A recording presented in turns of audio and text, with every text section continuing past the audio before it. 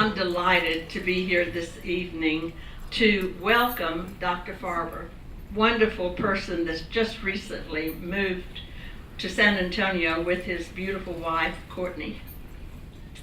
So, a craniofacial surgeon on the faculty of UT Health San Antonio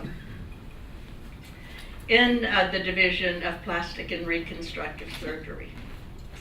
He is originally from New York and began his career in New York with at the medical school, completed that and completed his residency in plastic surgery and reconstructive surgery at the Washington University in St. Louis. Then he completed a year of craniofacial fellowship with the prestigious New York University in plastic surgery, and at which time he was on the team of the first ever face transplant. Yeah.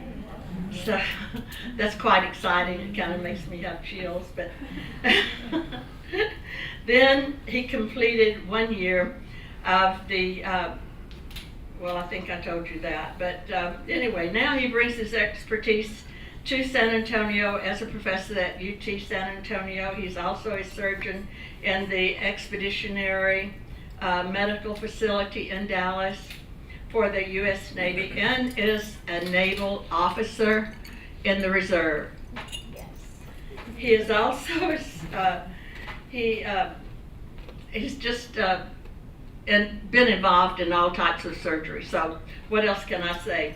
I'd like to say a little bit about his family, a family of physicians. Although part of them aren't here. His mother is a pediatric intensive care specialist, and his dad is a gastroenterologist in New York. His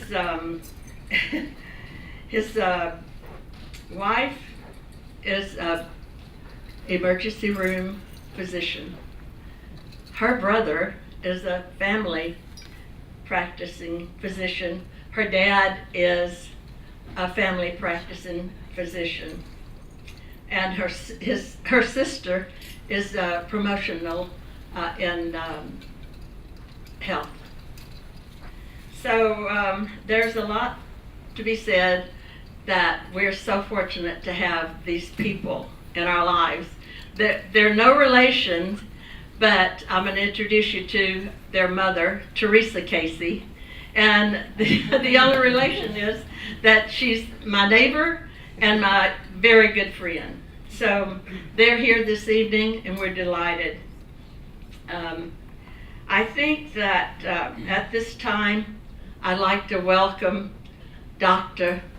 Scott Farber.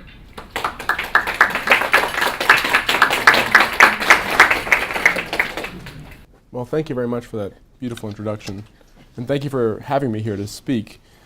I wanted to talk a little bit about what I do as a plastic surgeon. I do mostly reconstructive surgery of the face and a little bit of cosmetic surgery, and the line between those two, I think, are blurred quite a bit, and there's a lot of overlap in what we do, both in the reconstructive side and the aesthetic side to facial surgery. So I want to kind of give you guys an insight into what I do on a daily basis, a weekly basis, so you can have an idea. So I'll give a little bit background about me. Born and raised in New York, just like this Casey said.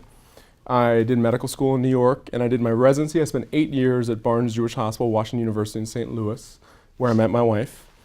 After I completed my residency there, I moved on to NYU, the Langone Health Center, right in Midtown. I don't know if anybody's familiar with Manhattan, but on the east side of Manhattan, Midtown area, on 33rd Street. And I did my craniofacial fellowship there. And what is craniofacial? Craniofacial is anything that involves above the shoulders, so neck, head, and skull. And we do everything from the bone to the soft tissue.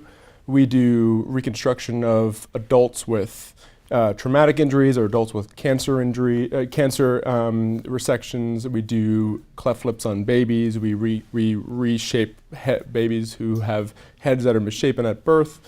So it's a wide gamut of things that we do from pediatrics to adults. Here at University in Texas, I do mostly adult stuff.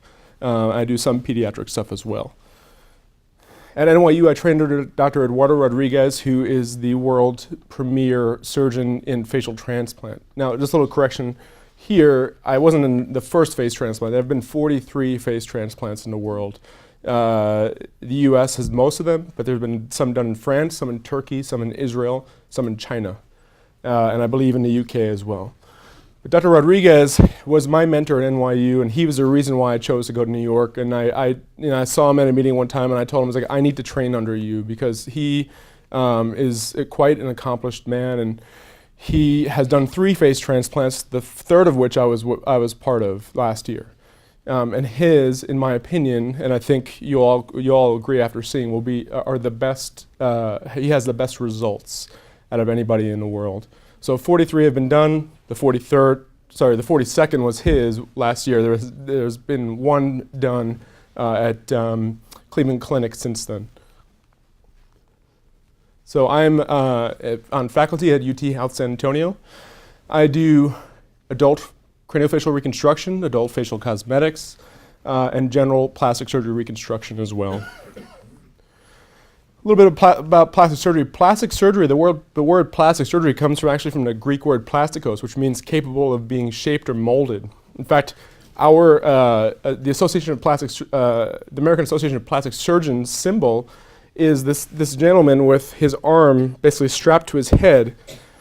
This is what we call a tagliacozzi flap. This surgeon in the 1500s, Tagliacozzi, an Italian surgeon, was thought to be the forefather of modern plastic surgery. He reconstructed patients' noses from trauma or cancer by sewing their arm skin to their nose, and this is how they did it. These procedures, although archaic, are actually sometimes done today. But plastic surgery originated from this, capable of being shaped or molded, just so you know. So craniofacial reconstruction, it involves everything in the face, from the bone, muscle, fat, skin, everything. So we can do something as small as a small cut in the face to reconstructing the jaw or the skull, and this all involves different levels of complexity. So who needs this kind of procedure? It could be anything from someone who's suffered a severe traumatic injury in a car accident or a gunshot or whatever it may be. Someone who has a bad cancer where the cancer surgeon has taken it out and left them with a defect in their jaw or their face or something like that. Or even babies born with a cleft lip, simple as that. Or missing an ear. Two priorities in craniofacial reconstruction. One is to reconstruct the form, obviously. We want to make them look as normal as possible. And of course, function. So, if someone loses part of their jaw and they need to be able to chew again. So we need to focus on making sure they look good, they look normal, but also it's very important that they need to be able to chew again. So we need to reconstruct the bones so they can get dental implants down the road so they can go back to the way of life prior to their injury or prior to their cancer. In plastic surgery, we have this thing called the reconstructive ladder. So it basically goes from something simple to fix the problem to something very complex. So primary closure can be if you cut your face if you fall down and we close it up with stitches.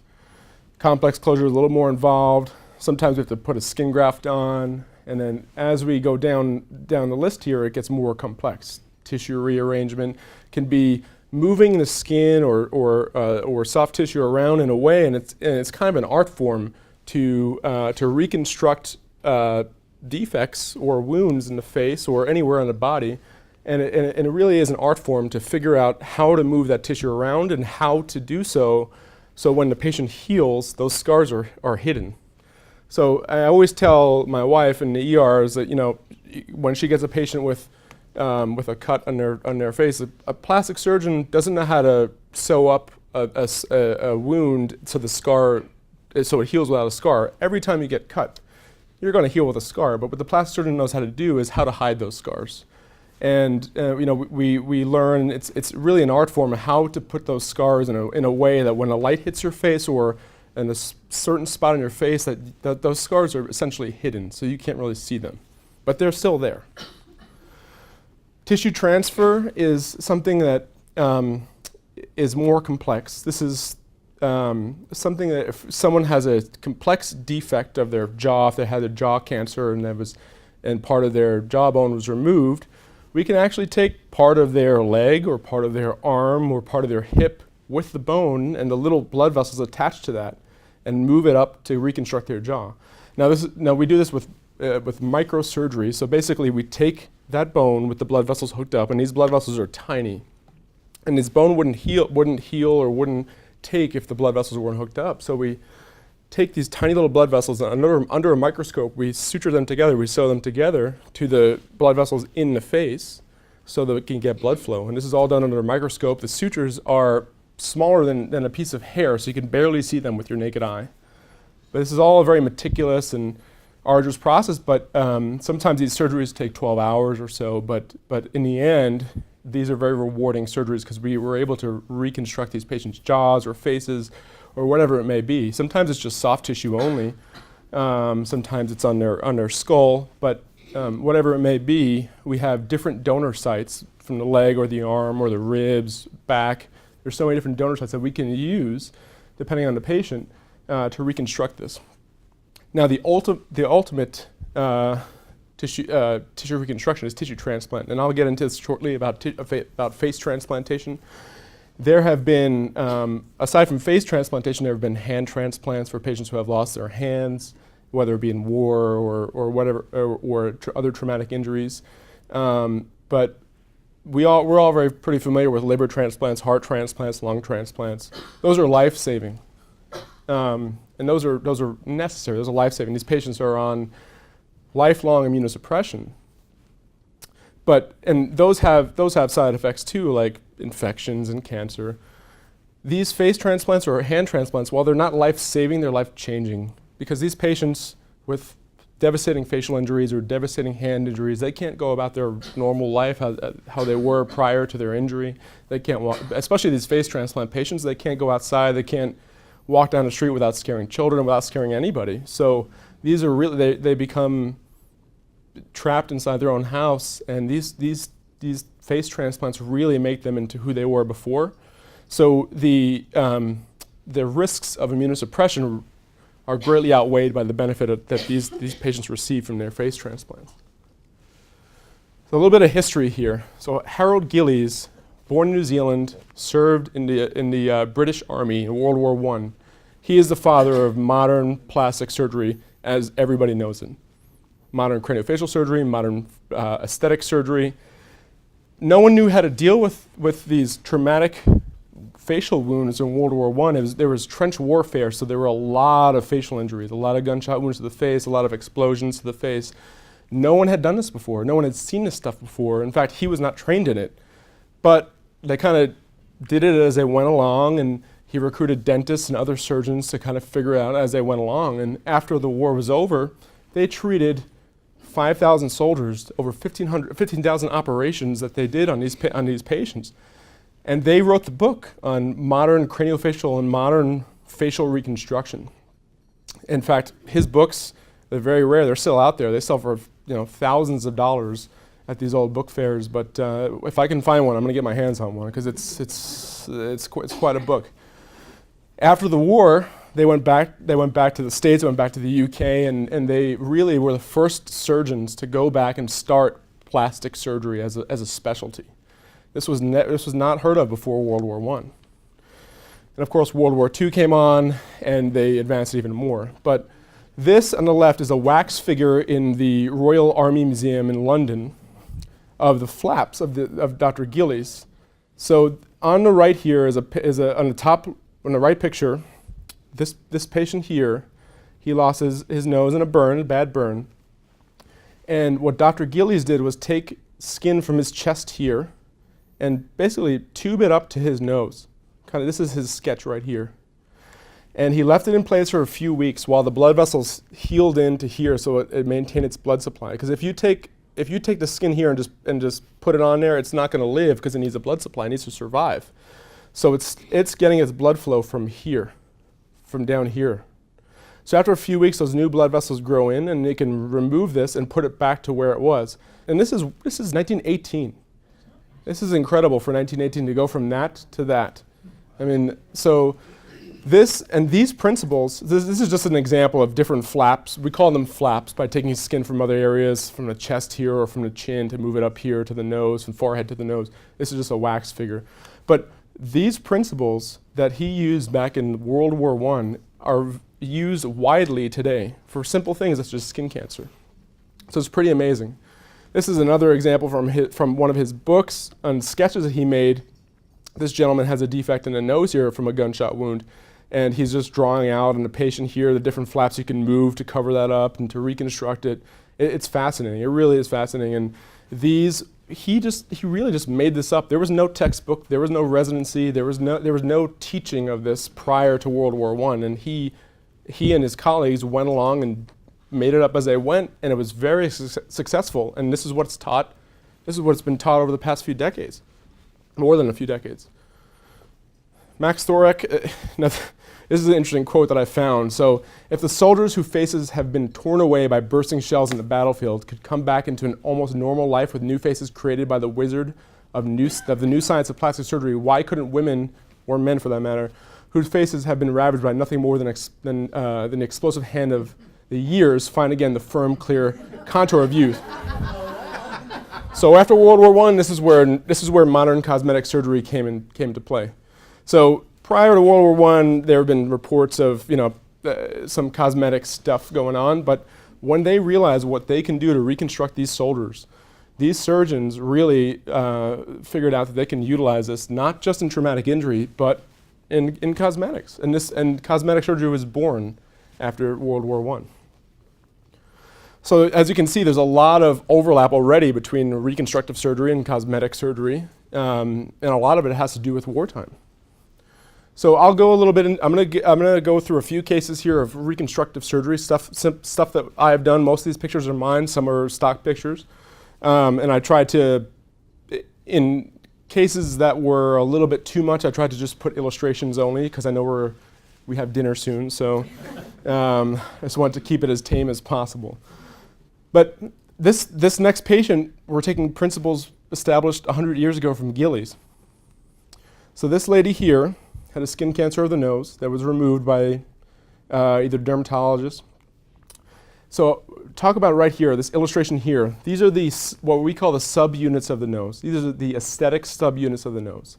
So we being plastic surgeons, have discovered that these are where these lines here are where all of the light and shadows fall if you look at someone's nose. So we figured out that if you put a skin graft or a flap, for that matter, in the lines of one of these subunits, it'll hide well and you cannot see it.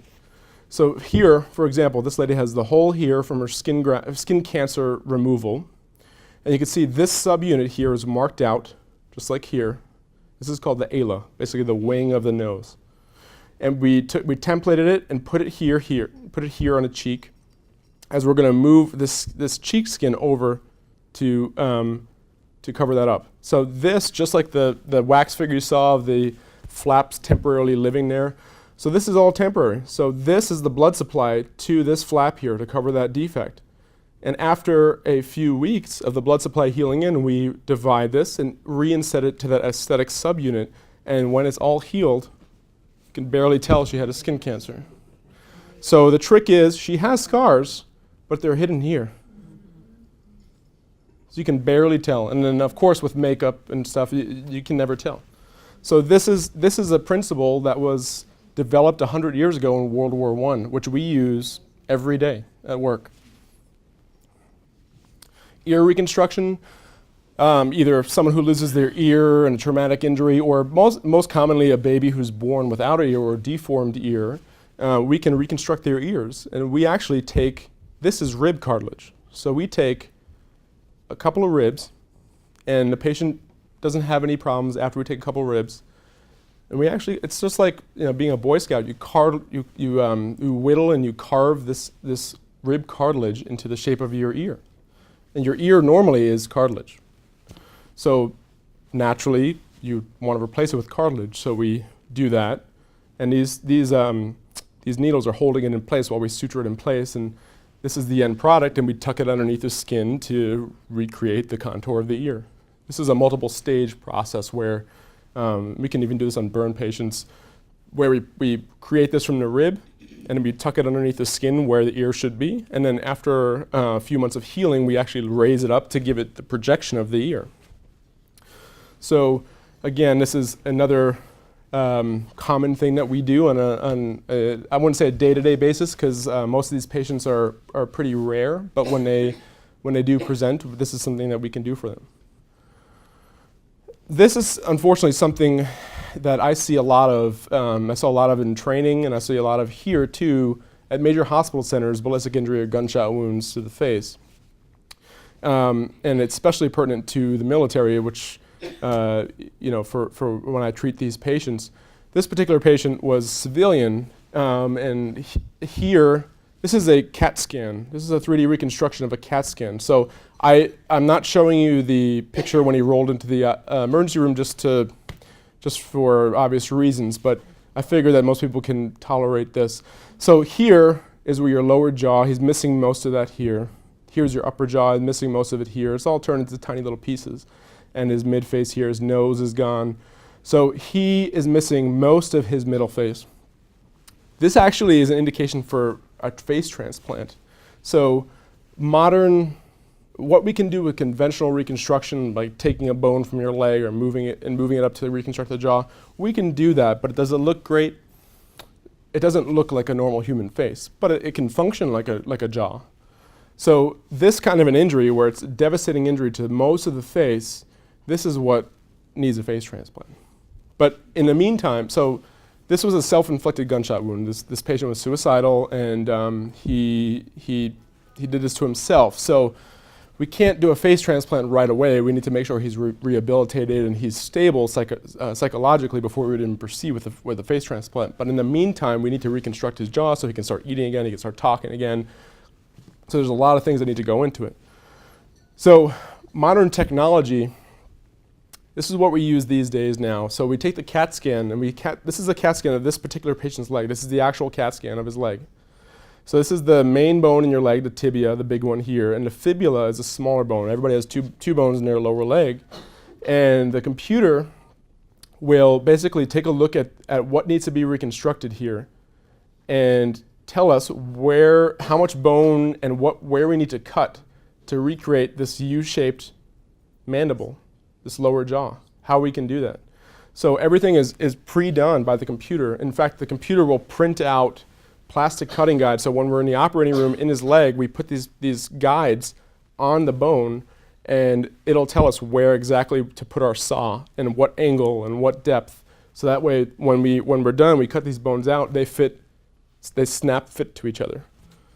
And this plate, this is a metal plate made of titanium along with the screws, and this is printed by a printer. This is milled and printed by a printer, customized to this particular patient based on his CAT scan and based on the computer imaging. So this saves us so much time. We put the guides on, we cut the bones out, and they fit together perfectly, and then this plate goes on perfectly, and the screws go in, and that recreates his jaw. So this saves so much time. 10 years ago, this was not available, and it took, this cuts out probably 3 hours from the surgery. So it's a significant amount of time. So this is the patient. So I just did this about a couple months ago. This was what was remaining of his lower jaw, so we needed to reconstruct this here.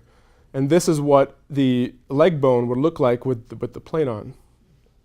So this is what we did, and I'll show you the final result here. This is the post-operative CAT scan. You can see this is what the computer planned, and this is what we actually achieved with the plate here. So it's almost identical to what the CAT scan had shown. Eventually, later on, we'll reconstruct his upper jaw. We have to do this in stages. These are big surgeries. This one took 12 hours. This next one's probably going to take 12 hours. We hook up those blood vessels under the microscope, so that takes time. These are very tedious dissections of the bone with the blood vessels. It's not like we just cut out the bone and move it up. And there's a lot a lot of planning, and there's a lot of that goes into these surgeries in the OR. So these are very long surgeries, and we have to let him heal this first, and then we're going to come back and reconstruct his upper jaw, and then eventually his nose as well. So lip reconstruction. This is a military case. This is a gentleman who was in the Army who received a gunshot wound to the face here, and he's missing part of his lip and part of his jawbone here. He was having significant problems because your lower lip is what keeps the saliva from dripping out. He didn't have a lower lip, so he was constantly dripping saliva, and it was very, very annoying to him, and he really couldn't go outside without being embarrassed and wiping his face constantly because he constantly had saliva dripping out. There was nothing to keep it in, no lower lip to keep it in. He didn't have any teeth here, so what we did was we actually took the skin and bone from his forearm here, just a small piece, that's all we needed. And here it is, the bone, and here's that blood vessel I was talking about. So the blood vessel both the vein and the artery here supply this paddle of skin and the bone that will go into here. And after we're done, here's that skin, and obviously the bone you can't see right now. But we restored the contour of his lip and the function of his lip and the function of his jaw, and he was able to get dental implants, and he didn't drool anymore. So he was completely fixed and happy. So these are smaller flaps, what we call flaps, but these small ones work perfectly well for these patients who have these little problems. He may not have a devastating injury, but this little injury here was devastating to him because he had to constantly wipe up his mouth. Some patients are born with asymmetry of their face, or some actually develop it later on in life, usually in their teenage years or early 20s, and we call this hemifacial atrophy. Now, it seemed to be an autoimmune disease where your fat and skin and bone actually kind of wither away, so you develop this weird asymmetry of your face. So, as you can see in this girl here, the left side of her face is atrophied. It's both the bone and the soft tissue here. The skin looks relatively normal. But using our craniofacial reconstruction and principles of aesthetics here, we're able to take some of the muscle and the skin from the back on a blood vessel, and using a facelift incision. So the facelift incision goes in the hairline here in front of the ear and behind the ear. So you can actually hide that in those contour lines so you can't see it. We don't have to make any cuts in the face. We're able to lift up that skin there and put that tissue there to give her a better contour on the left side. And we hook up the blood vessels kind of near the chin here. So this is again using principles we learned in aesthetic surgery, the facelift incision. We can actually do a reconstruction on her to give her a better contour, a better fullness of that left-sided cheek here, and you can see the difference. So that's another reason. That's another way these two fields overlap each other. So that's just some basic reconstruction that we do. Everything from a skin cancer reconstruction to a jaw reconstruction. Now, the culmination of all this obviously is in face transplantation. There are not many people in the world doing this. This involves it's a major undertaking. So this is not covered by insurance. It is not paid out of pocket. This is all funded by private donations for now, for the time being. That may change. But these are multi-million-dollar operations that involve 7 to 8 surgeons, that involve 6 anesthesiologists, 40 nurses, and 25 to 35 hours worth of OR time. So, and it's not like a kidney transplant where it takes 4 hours and the patient goes on the floor. This is a major undertaking. A lot of planning goes into this, and a lot of money goes into this. So that's why there haven't been that many. It takes a long time. So I was fortunate to be part of the most recent one in NYU, and this was a gentleman who's 25 years old who was another self-sustained gunshot wound to the face, and lost most of his middle face, which was an indication for a face transplant. So after about 1.5 years of conventional reconstruction in California, he's from California, and undergoing extensive clearance by psychiatrists and psychologists to make sure that he was stable enough to accept a face transplant, we finally found a donor to do so. So I apologize if this is a little bit too much. This was prior to his face transplant. So this is skin from his leg and arm. that we were talking about, those conventional reconstruction, hooking up the blood vessels. This cannot approximate what a normal human face looks like. Never. There's no way that we can do that. It's just not. It's not possible. So, based on his devastating injury. So what he really needed was a face transplant. So this on the right is him immediately on the table after 25 hours. So we did this 25 hours straight.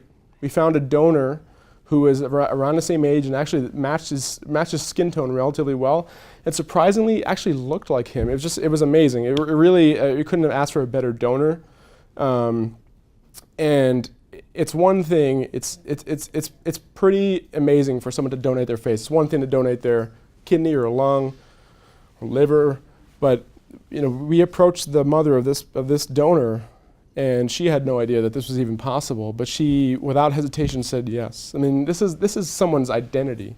This is who they are. This is who they, you go and talk to them. This is their personality. This is their identity.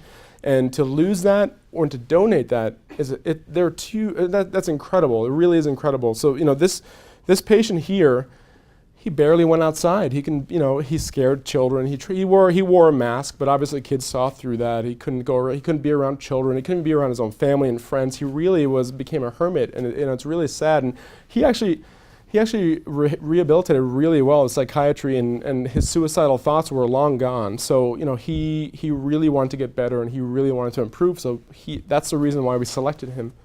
And he lost his identity, but the donor's mother was so gracious and such an incredible woman to donate her son's face to this other patient here, and that identity to that patient there. It really was truly a remarkable thing. And this is not like a kidney where everybody's kidney looks the same. It doesn't. It doesn't matter. This is such a totally different thing. So I'll show you here. This is the 3D CAT scan of after we were done with the surgery here. You can see these plates and screws here that are holding. So this is the recipient patient, his skull and part of his jaw.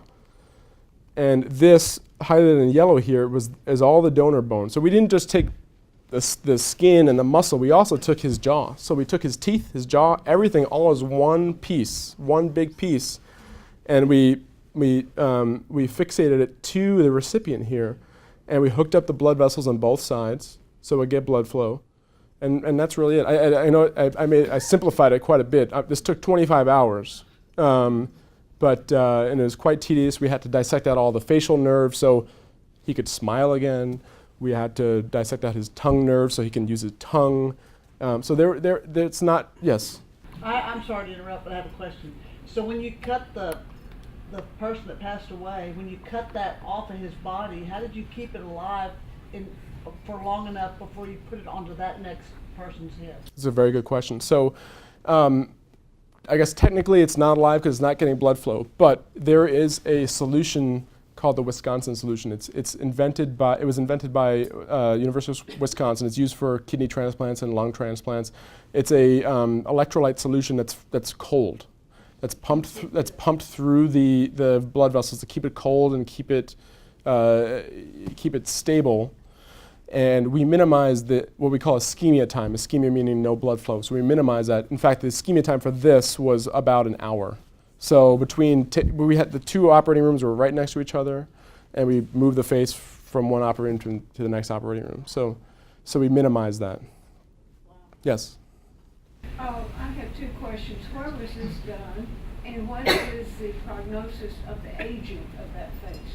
Those are very good. So New York, it was done in New York City, and NYU. The aging of this face, and I'll show you shortly in a few more pictures here. So the aging of this face is just like any other face, normal face. So over time, as gravity does its thing, the skin will droop, and the muscles will droop, and the fat will droop, and so it'll age just like any other face. I mean, that's also a good question. I don't think we know the answer to that yet because the oldest living face transplant is about 12 years out. So we have to follow them a little bit longer. 15 years out. The first one, 2004. So we have to follow them a little further out. Some of them have not survived too, so we don't know. But that's a good question. I imagine that it would age in a similar way to a normal human's face. You're welcome. What about rejection, tissue rejection? That's also a great question. So these patients are on the same medications as a kidney transplant patient would get to prevent rejection, but we monitor them on almost a monthly or bi-monthly basis. If they're the thing that shows rejection first is the skin. If they become red, the skin gets red, then we know we're concerned for rejection, and we actually take a little biopsy of the skin and look under a microscope to look for rejection.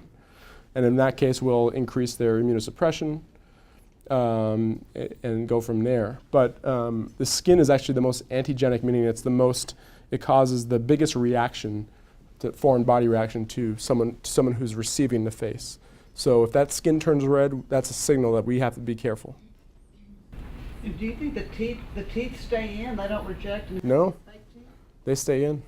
Yeah, they stay in, and it really is amazing. This patient went from having no jaws to being able. So now he's able to chew and swallow again, and taste and have food again normally after almost 2 years of not being able to do so.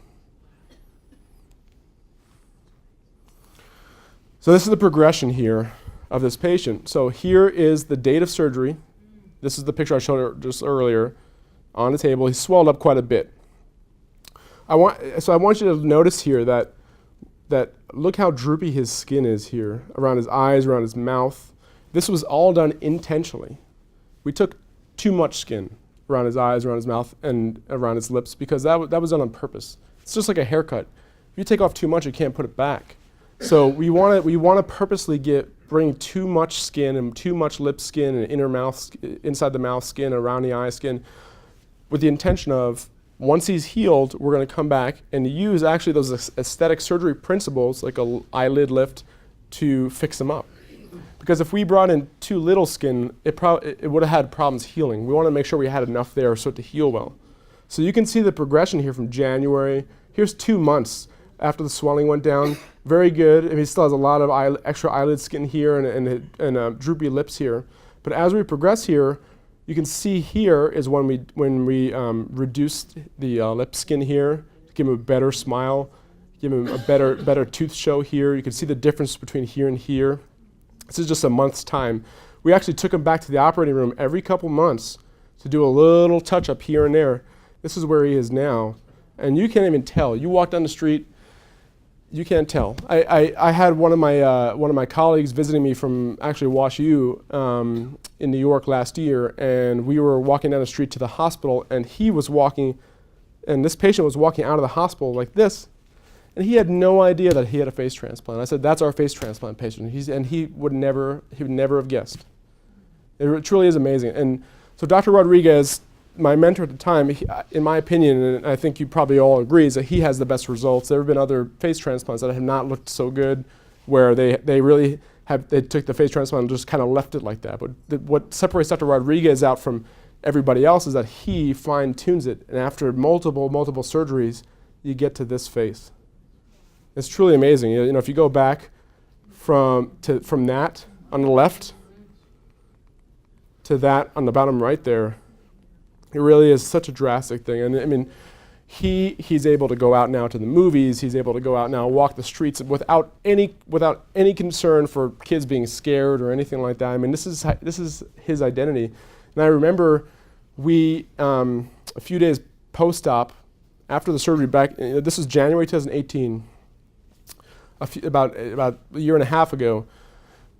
A few days post-op, when he was awake and not on sedation, not on a breathing machine, he was finally awake, and after everything, we gave him a mirror to look at himself. And he told us later on, he couldn't talk at the time, but he told us later on that it was like he was looking at himself. He just recognized himself. He couldn't even tell. You know, he had been looking at that deformed face for a year and a half, and then when he got this new face, it was his identity. I mean, he realized that this is who I am, and that's what he saw. So it's truly amazing.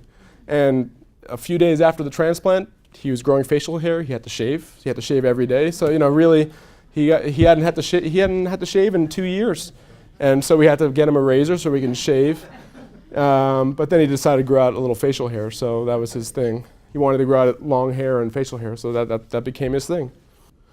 So after talking about that, we'll go into a little bit of facial aesthetic surgery here, and I'll talk a little bit about how the face ages and how we address that. And at the end, I'll kind of talk about how these two fields kind of roll into one, and how we take techniques from one and use it in the other, and vice versa. So a little bit about facial aesthetic surgery, anatomy of the aging face. So the aging face, so the front part of your face here, blue and yellow, that's the most mobile part of your face. That's how you emote, that's how you smile, that's how you frown, that's how you wink, raise your eyebrow. That's your personality, that's who you are. And it has to be mobile, it has to move in order to give you your human qualities. So the side of your head and the back of your head, obviously, these red things are tendons, and those keep the side of your head and everything behind the front of your face very firm and very mobile. So no one's skin on the side of their head or the back really droops because of this reason. So because the facial mobility is such a pertinent part of who you are, there can't be any ligaments that hold those muscles together, that hold that skin together so they can move.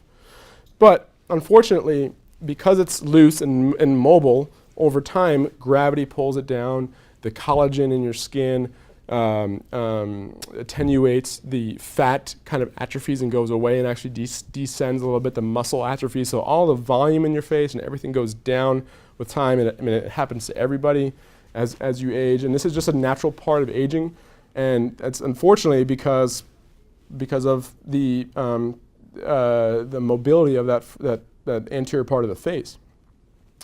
So on the left here, and I'm showing you illustrations here because I think it's better to stomach this than since we have dinner coming up. So this is a youthful face on the left and an aging face on the right. You can see here, for example, so jowling here is your muscle and fat kind of just descending here, and that gives you that jowl here. And the pouching out of that kind of baggy appearance under your eyes. This patient here, the muscle is nice and taut, and the fat is where it should be. Here you can see there's actually a little bit of laxity, a little bit of looseness of that muscle there, allowing that fat to pooch out to give you that kind of baggy appearance here. And as this fat and this muscle loosens up and descends, it gives you that fold here, it gives you that pooching out here, it gives you the jowls here. But that's just natural progression, and that's what happens with time. Fortunately, we know, and I think the thing that sets craniofacial surgery apart from the rest of plastic surgery is that we are so comfortable around everything, the bone, from the bone out. So we know everything that happens with the face, and we're comfortable working around everything in the face. So it gives us an advantage, I think, in aesthetic surgery and also reconstruction surgery for that matter, to really deal with the sequelae of aging very well, because we know exactly what happens and how to address that. And there's many ways to address that with different types of surgery or non-surgical things. Not only does your soft tissue age, your skin, your muscle, and your fat, but your bone actually goes away. So as you age, you can see here in the black dotted areas here, in your lower jaw, around your eye, this all actually atrophies, and this was what causes descent of the fat here and pooching out of the eyelid here, and some hollowness around the cheek area. So you can see here, this is as the bone goes away, it gives you kind of an appearance of your eyes projecting out, but that's not what's really happening. It's just kind of an illusion, and we'll get into shortly how to fix that or how to address that. Yeah, so simple things to address Botox. So all Botox is basically a toxin that it prevents the signals from the nerve that go to the muscle to fire. So the muscle. So if you want to raise your eyebrow, it kind of mitigates that or inhibits that to an extent, so you can't raise your eyebrow. But some people, I'll get to that in a second, but that's all it does. It just mitigates the movement of the muscles. So as you can see in the black lines here, these are where wrinkles are. And you can see they're perpendicular to the movement of the muscle. So the forehead wrinkles go across the forehead, but the muscle that moves the forehead is the frontalis and moves exactly perpendicular to those wrinkles. And that's the same way anywhere in the face. So the purpose of Botox is to minimize that movement, and over time, actually, so Botox is not permanent, so after every 6 months to a year, depending on how your body reacts to it, usually it takes a few days to work after you get injected, and after about 3 to 6 months or even a year, depending on who you are, you need to have it redone. But after a while, those muscles actually atrophy, so you need less and less Botox. And obviously, you have to be careful who you go to, and some people do it better than others. But this is something very simple to address wrinkles. And as I go along with this talk, I'm going to get into more complex stuff. But this is the simple, non-surgical ways of dealing with wrinkles. So this is a perfect way of we got perioral, or around the mouth. There's a muscle that goes around the mouth that actually helps you smile, called the orbicularis oris, and it's a circular muscle, and you can see the lines here are perpendicular to that. And these are just kind of a teaching tool to where to put the Botox there to kind of get rid of these wrinkles. So that's just one way of getting rid of these wrinkles. There's multiple ways to do it, and I'll get into that just shortly. So another one is soft tissue fillers. So there are many different kinds of soft tissue fillers. As I mentioned, your bone kind of atrophies here, and the fullness in your cheek and the fullness in your jaw goes away as you age. And to help mitigate that, you augment the cheek sometimes with fillers. So fillers can range from anywhere from something called hyaluronic acid, which is naturally found in your body. There are different formulations of that. Some are more liquid, some are more gelatinous than others. It depends on where you want them. So if you want to fill something deeper, like by the bone, to give you more projection, it'd be more gelatinous. If you want to take care of those fine wrinkles, then it's more liquid. That also is temporary. Every 3 to 6 months or so, you need to have it redone. There are more long-lasting ones, about a year, but they're also not permanent. What has been an increasing trend in cosmetic surgery of the face is actually fat grafting. So we take fat from anywhere in your body, your thigh, your belly, or wherever it may be, and instead of injecting the fillers or hyaluronic acid, we inject the fat, and that fat is permanent, and it's more natural looking and more natural feeling, because naturally your face has fat in it, and over time that fat goes away, and that's why you get that hollowness. So with procedures or just alone, we can inject fat from anywhere in your body, and it stays. It's permanent. You don't have to keep coming back. And so there's pluses and minuses. Some patients don't want to have surgery, so they get fillers. But some patients don't want to keep coming back for fillers, so they get fat grafting. So it's really a balance, and depends on it's patient specific. These are different levels of the skin where we can inject. So as I was saying, on the left it's a little bit deeper. This is a little bit more technical. I don't want to get into all the techniques here, but a little bit more technical here, deeper for filling a major volume or getting rid of wrinkles. You do on the right side a little bit more superficial in the skin there. So lastly here, before we get into surgical stuff, we do laser resurfacing. So fractionated carbon dioxide lasers, or erbium lasers. These are ablative lasers, meaning that they basically, for lack of a better word, they destroy little microscopic tracts of the skin that eventually reheal and reform the collagen in the area to give it a more flat and youthful appearance. So it has some downtime, about 5 to 7 days after you get it done. You're pretty red. So, but the results are pretty dramatic, as you can see here, especially with the perioral wrinkles here. It can make quite a change. So these are non-surgical methods of dealing with that. So another thing, it's actually very, very common now, are these lip lifts. And these are very small procedures that can be done in the office, not under general anesthesia, just under local anesthesia, in lieu of getting fillers in the lip. So all it is a very small incision. Again, plastic surgeons will know how to hide the incision here. So when this is all removed, it's just a few millimeters worth of skin. It actually hides in the contours of the lower part of the nose here, so you can't tell. So you can see the drastic difference here. So this is this lady here as she in her 20s, and as she ages, her lip becomes a little bit longer. She doesn't have as much lip show here, but here is after her procedure, and you can see how much what a difference that makes. And also, this is from the side. You can see she's got quite a nice little pout here too. So this is a very small procedure. 30 minutes under local anesthesia, you come and go the same day, and this makes quite a difference. And this has become a very, very popular procedure this year, actually. So we'll talk about facelifts. Again, as you age, the fat in the skin descend, but that's not a problem. We can fix that. And with facelifts here, again, I'm trying to show you just illustrations here and not too many actual photos here. But the incision is in the hairline in front of the ear and the contours of the ear, so it's hidden well. And we elevate the skin up. And then we also, underneath the skin are your mimetic muscles, the muscles of smiling and frowning and all that. And they're all invested with a fascial layer, so basically a thick tissue layer around the muscles that keep them all on the same layer. So so a facelift involves lifting up that skin and taking that fascial layer of muscles and actually pulling it just ever so slightly. I know everybody has seen pictures of people with really bad facelifts, but there are surgeons out there that'll do it. But you just got to really be careful who you go to, and I think that every surgeon should be customizing their surgery to that particular patient. Some patients want to have that look, which I think is a little bit surprising, but because it gives them a surprise look, but.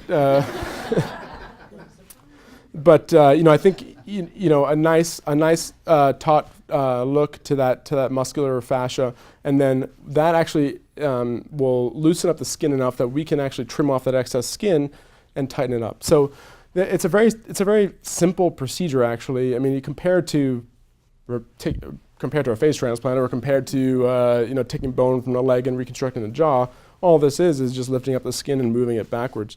But that being said, a lot can go wrong too. So you need to be careful who, if you're interested in who would be doing it. So you can see the results are pretty dramatic. This woman here has a pronounced nasolabial fold. This is what we call nasolabial fold, and then she has pretty severe jowling here, and you can see that the jowling is now gone and nasolabial fold is effaced, and she's actually much happier. You can tell when they're happier because they have makeup on. They have makeup on. When the patients are not happy, there's no makeup. It's true. We should publish this data, but you can see the before and after pictures. When the patients come back and they're happy, they have makeup on. And you can't really see the incision here, but the incision is hid really well in the anterior part of the ear, front part of the ear here and behind the ear. So also the neck lift here. So as everybody ages, there are multiple things that contribute to this, what we call obtuse cervical mental angle. So this excess skin here. So it can be fat, it can be excess skin, or it can be your platysma muscle, is the muscle around your neck that everybody has that keeps it tight as you're young. But as you age, those adhesions between the muscle and the underlying tissue kind of become attenuated, and that muscle just floats off, for lack of a better term. So that's what contributes to this area here. The more youthful neck has a better jawline, or a more defined jawline, and what we call a more acute cervical mental angle. Many people have done studies on this. This is kind of like a defined thing in plastic surgery. There are publications on what angles should the jaw be, what angles should the nose be, and everybody abides by that to an extent. And I think that's they've done studies with both surgeons and normal people, and they put up pictures of dozens of people and say which one looks most aesthetically pleasing to you. And after years and years of these studies, they've come up with these angles for the jaw or angles for the nose. So, and that's kind of what we go by. But we also, we also talk to the patients and see what they want too. So we don't want to make everybody look the same. It's also it should be very patient specific. So dealing with the neck here, it's actually a very small incision here, right underneath the chin. It hides very well. And you can see here, this is the banding of the platysma, that muscle I was talking about. That's because it migrates away from the underlying structures, and when it contracts, because it doesn't hold on to it, it kind of bands up. So we can actually access that from this incision here and And believe it or not, all it takes is just sewing them back together in the middle, and that flattens it out. And we can get access to the fat underneath there and remove it. So this makes a dramatic difference in patient's appearance, just with this little incision right here. Talk about eyebrows. I'm gonna cover everything on the face. It's not that much longer, but I'll cover everything on the face. So changes in brow position. This lady here, this is a picture from her 20s, and this is her late 50s here. You can see the crease in her eyelid here is very prevalent. Here it's not, because she has some hooding of the eyelid skin and the brow here. She's actually compensating with her muscle up here, and her brows are actually a little bit raised, because when the eyelid skin kind of goes into your visual fields, naturally, without even thinking about it, your eyebrows will raise up that skin. So if you close her eyes, that brow will drop. So that's something to be wary of too. If you see someone, you want someone who examines you thoroughly to make sure it's not just your brow, but it's your eyelid too, because it could be both contributing to the same thing. So again, like I was talking about, studies have been done on the ideal chin, the ideal neck, the ideal brow position. So in the youthful brow, you see here, this is only for females. So for males, the eyebrow is straight across. For females, it actually, the lateral 1/3 is raised up. So if you see, so a lot of, I guess in the past 20 years, there have been a lot of bad brow lifts where they raise up the entire thing and everybody looks surprised. So if you look at it, this part of the brow should not be raised at all. It should be this part of the brow. So as this one comes down, you raise just that. Don't raise this, because that gives you that weird surprised look. And I think there actually are a number of surgeons who are reversing those bad brow lifts now because that's what it was thought was the ideal back then. But a lot of things have changed, and things will continue to change.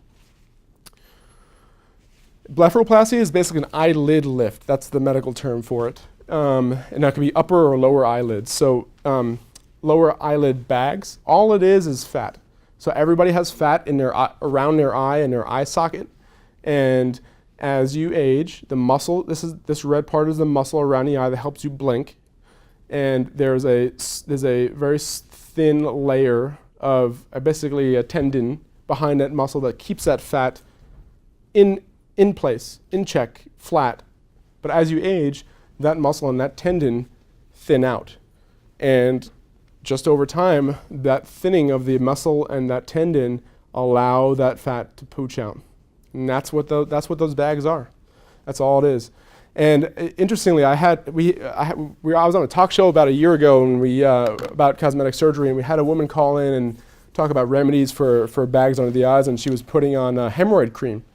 And that was basically an old school way of getting rid of that. But then that works temporarily, and the reason why is because hemorrhoid cream will cause that muscle and tissue to contract and bring it back. So temporarily, that'll bring things in. So it works temporarily, but it's very interesting. I actually had to look that one up while I was on the radio on Google, because it makes sense. So using that fat, we could also use that fat that's pooching out to flatten out the tear trough. So as everybody ages, and I have it too right now, you get a more pronounced tear trough. So this area right here becomes more hollow as things descend, and as the fat pooches out, it gets more pronounced.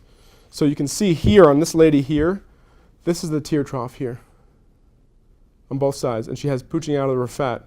So we did a lower eyelid blepharoplasty, and actually took the fat that's pooching out and brought it down here through her eyelid, so there's no scars on the outside. And you can see how that flattens out and effaces all of that contour and really refreshes her look. So it's a very simple procedure that we can actually take that. Actually, interesting, that fat, about 10 years ago, that fat that was pooching out, the thing to do back then was to remove it. But what that did is actually age people even more, because it hollowed out their eyes. And so it made them look more skeletal. And everybody realized that that's not a good idea. We need to either put it back where it belongs or reposition it to get rid of the tear trough. So now this is the most common thing done for this aging of the lower lid. And of course, as everybody ages, the lower lid can kind of sag down, so it's very easy, a simple procedure. We can just put a suture back up to resuspend it. If you look, most people have the outside attachment of their eyelid is actually a little bit higher than the inside part. So, but as you age, that goes down. So we can resuspend that to give you the more youthful look as well. And everybody, I think I am getting this too because I see myself in pictures recently and get a little bit of upper eyelid skin excess.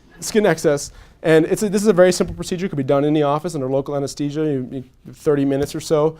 And we actually take a lenticular excision like this of skin, and it makes a big difference in patients. You can see here this gentleman here with the hooding of the eyelids there, and you can see we recreate his eyelid fold there just simply by removing some skin. That's it. It's very simple. I'll talk shortly about rhinoplasty, just one slide on this, just so everybody has an idea of exactly what rhinoplasty is. And it should be customized to every patient. And again, touching back on the ideal nose, the ideal angle. It's different for men and women. For women, the angle here is a little bit more upturned. Men, it's a little bit more straight. So we customize it based on the patient. Your nose consists of multiple cartilages here, all attached by these little ligaments here and in the bones. So all a rhinoplasty is shaving down some of this cartilage, removing a little bit of the cartilage, suturing it, putting stitches between it to kind of lift it up a little bit, narrowing, actually cutting the bone a little bit to narrow it if they want a more narrow nose. So there's many different techniques, and it's kind of an art to doing a rhinoplasty, but because everyone has a different need. There are surgeons who have, you have 50 patients who went to the surgeon like, oh, she went there or he went there because that's what that surgeon does. They have their trademark, but I don't think that's necessarily a good thing. I think everybody needs their own customized rhinoplasty, and it's really just as simple as restructuring that cartilage in the nose. That's all it is. So facial skeleton augmentation. So this is kind of, I think, what sets apart a craniofacial surgeon in the aesthetic world and the regular plastic surgeons is that we can do stuff with the bone that most people can't. So this is such a huge difference in appearance just on chin. So you can see from here to here what the difference in the chin makes. All we do is we take a saw and we cut the chin and we actually move it forward. And that's all that is. And it makes such a huge difference in that patient's appearance. And this is something that I do on a weekly basis during reconstruction. And cosmetics too as well, but this is what sets, I think, a craniofacial surgeon apart in facial aesthetics from other surgeons because we're very comfortable with making these cuts and doing this kind of thing. If the patient doesn't want to have their bone cut, there's also implants that can be placed. There used to be silicone. Those have had many problems, so they've discontinued those. So we now use something called MedPore, which is a kind of porous plastic which has no problems at all, and actually the tissue grows into it, and it does really well. So there are different shapes. We can augment the cheeks, we can augment the chin, we can augment the jaw on the side here to give them a more pronounced jaw, and that's more typical for males to give them a more pronounced jawline. This particular patient here had we call a negative vector. So the bone here was kind of smaller than it should have been, giving him this tired appearance of his eyes, and the skin's kind of drooping down a little bit. So he actually got implants on the cheeks here. And you can see what a dramatic difference that makes. That just pushes all that skin back up and the soft tissue back up underneath it, and it gives him quite a different appearance. You can see the difference between here and here. So coming to the end of the talk here, I talked through the talk about blending aesthetics and reconstruction and how we manage the transplant patient. And I think this is the culmination of facial aesthetic surgery and facial reconstructive surgery here, because we transplanted a face onto a patient, but not only did we do that, we spent multiple additional surgeries fine-tuning the eyelids, fine-tuning the mouth, and using techniques we use on facial aesthetic surgery on an aging eyelid or an aging mouth. We did the same exact thing as we would have done on that on this particular patient, and we got great results. So, the overlap between these two fields is constant, and I basically use it every day when I reconstruct. I want to make sure that when I reconstruct, I'm not just putting tissue to cover something. I want to make it look good. I want to make it look like it was before their accident happened or their cancer was resected. So, it's a very meticulous, methodical way of dealing with it, but the patients obviously appreciate it in the end. And then finally, future directions. I tell everybody, I don't know, in 50 years maybe, everybody's going to say surgery. Surgery is so barbaric. Why would you operate on someone? Because there are technologies out now. Recently, and this is a couple weeks ago, an Israeli scientist printed a 3D heart, a functioning human heart. Obviously, it's very small, but this is the first step in many steps. So if they can print a functioning 3D heart, why can't they print a face? Why can't they print a jawbone? Why can't they print skin? So these are technologies that are very, very new and rapidly developing that I think will be the future of plastic surgery. And plastic surgeons may even be forced out of business because, probably not in my lifetime, but eventually with the printing of tissue. So I think this is the future of all surgical specialties. And that's about it. Thank you.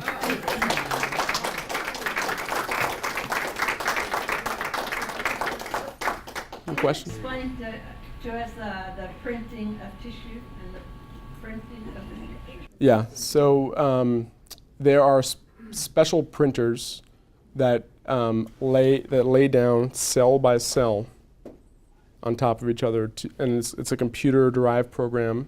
Now it's beyond my training and expertise, but the basic knowledge that I know of is the printer actually lays down cell by cell on top of each other, and it builds this 3D construct.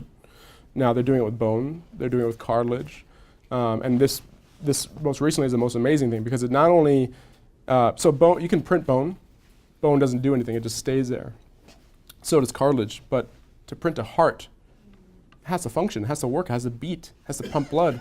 This is working. It's a working product. So it's pretty amazing. It's pretty amazing. Yeah. Okay, well, my friend was just telling me that one of her friends' son had an accident on a scooter, and that they lost the skull. So they having to, from what I understand, she said that they're having to go to Japan to get a skull made for No, his. it's Germany. Germany? Germany. Out of bone? Yes, they're going to Austin this Thursday, and they're doing a CT scan to measure everything, then there was a NET scan to Germany, and they will because they couldn't find all the fragments from his skull. Yeah. So Germany supposedly is the only country that has the expertise in this, so they're making him a new skull, because right now, his entire brain is exposed. Yeah, so that's actually, we use that pretty commonly. So Germany, being the great engineers they are, they make a lot of our products. So Stryker is a company that we use very commonly, and Synthes are two device companies that make plates and screws and titanium, and also make synthetic skulls. These skulls are actually made out of a kind of plastic called PEEK, polyethyl ketone. And these are actually printed as well. These are 3D printed. So you get a CAT scan of a missing part of the skull, and you send it off to Germany. That's where they manufacture these things. And they have some parts of the skull which they are sending. Yes. Yeah. So they manufacture it based on the CAT scan and whatever other things they need, and they actually make that custom implant to cover up that hole in the skull, and they send it. They basically FedEx it overnight. It's really amazing. Yes. Is there an infection rate associated with the plastics as opposed to?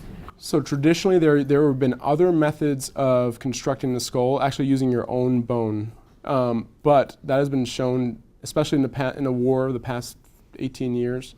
There have been a lot of traumatic head injuries where they've taken off the skull and tried to put it back on, but that bone has actually resorbed and gone away. So they've turned to other methods of reconstructing using synthetic materials. In the past 8 years or so, this PEEK that I was talking about has been the most resistant to infection and the best product out there. It's super strong. In fact, it was made by NASA for spacecraft. And then someone, I guess, talking to NASA said, hey, well, this is very light. It's extremely strong. Why don't we try to find a medical application for it? So that's what they did. And it's not only skull, we can actually print out pieces of the cheekbone or pieces of the jaw to reconstruct as well. Now, with any foreign body, there's always an infection risk. So it's always there. It's not 0%, but the results for these have been very promising. You're welcome. Thank you. Thank you.